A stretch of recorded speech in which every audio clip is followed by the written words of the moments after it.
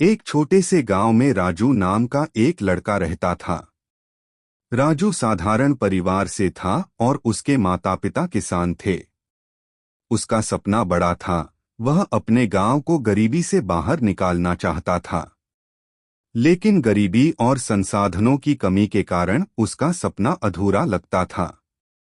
Raju school जाता था, लेकिन वहां की हालत भी कुछ खास नहीं थी। उसके शिक्षक बहुत अच्छे थे, लेकिन गांव के पास शिक्षा के लिए पर्याप्त साधन नहीं थे। राजू को पढ़ाई का बहुत शौक था। वह अक्सर पुराने अखबारों से पढ़ाई करता और अपने दोस्तों को भी पढ़ाने की कोशिश करता। एक दिन राजू जंगल में लकड़ियां इकट्ठा करने गया। वह थककर एक पेड़ के नीचे बैठ गया। तभी उसे पास के झरने के पास एक चमकती हुई चीज नजर आई। उसने उत्सुकता से वहां जाकर देखा। वह एक चमचमाती छड़ी थी। राजू ने वह छड़ी उठाई और उसे ध्यान से देखा। वह बहुत हल्की और सुंदर थी, लेकिन जैसे ही उसने उसे हाथ में पकड़ा, अचानक एक तेज रोशनी फैली और एक बूढ़ा बाबा उसके सामने प्रकट हुआ। बाबा ने कहा, राजू, यह जादुई छड़ी तुम्हारे लिए है, लेकिन याद रखना, इसका उपयोग सिर्फ अच्छे कामों के लिए करना। अगर तुम इसका गलत उपयोग करोगे तो यह अपनी ताकत खो देगी। राजू ने कहा, बाबा, मैं इसका उपयोग अपने गांव की भलाई के लिए करूंगा।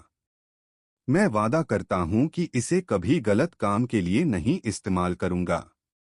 बाबा मुस्कुराए और गायब हो गए। राजू ने छड़ी को अपने हाथ में लिया और सोचा कि सबसे पहले क्या किया जाए।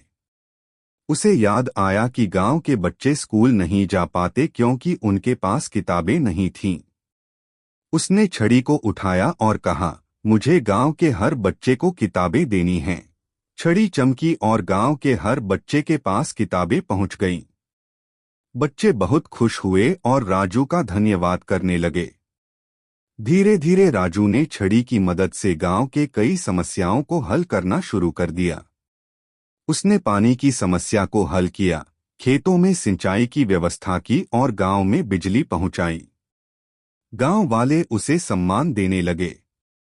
एक दिन गांव के कुछ स्वार्थी लोग राजू के पास आए और बोले, राजू, इस छड़ी से हमें सोना बना दो, हम अमीर बन जाएंगे। राजू ने कहा, यह छड़ी अच्छे कामों के लिए है, लालच के लिए नहीं। लेकिन उन लोगों ने जोर दिया। राजू ने समझदारी से काम लिया।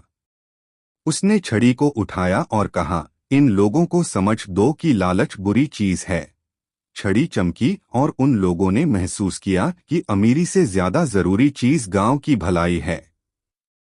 राजू ने छड़ी का इस्तेमाल गांव को एक मॉडल गांव बनाने में किया। उसने स्कूल बनवाए, अस्पताल खोले और खेती के नए तरीके सिखाए।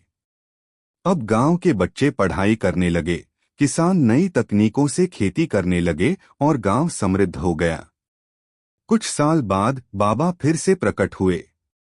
उन्होंने राजू से कहा, तुमने छड़ी का सही उपयोग किया है, अब इसे मुझे वापस करना होगा। लेकिन याद रखना, असली जादू इंसान के अपने प्रयासों में होता है। राजू ने खुशी खुशी छड़ी लौटा दी। अब गांव के लोग आत्मनिर्भर हो चुके थे। इस कहानी से हमें यह सीखने को मिलता है कि सही नियत और मेहनत से कोई भी सपना पूरा किया जा सकता है। जादुई छड़ी तो बस एक माध्यम थी, असली जादू तो राजू के प्रयास और उसकी सोच में था।